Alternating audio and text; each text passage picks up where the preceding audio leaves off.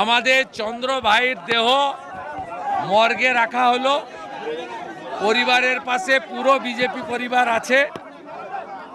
আগামীকাল ময়না তদন্তের পরে তার পরিবারের হাতে স্থানীয় বিধায়করা এবং আমি থেকে আমরা হস্তান্তর করব এবং পরিবারের দায়িত্ব আমরা নেব এবং যারা আহত হয়েছে প্রত্যেকের সুস্থতা এবং আরোগ্যের জন্য যা যা করার প্রাইভেট হসপিটালও দেওয়া হয়েছে।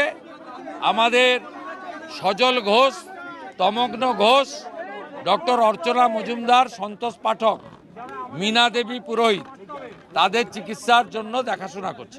তৃণমূল চাইছে সিবিআই ইনভেস্টিগেশন।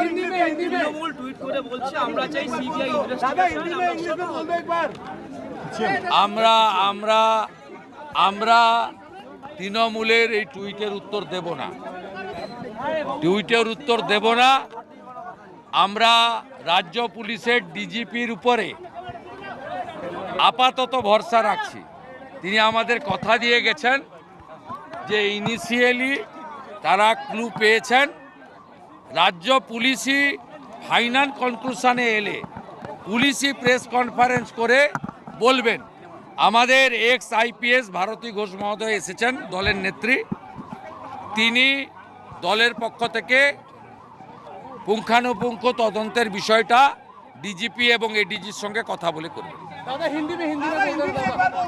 देखिए ये जो ब्रूटली मर्डर हुआ है ये प्री प्लान मर्डर है।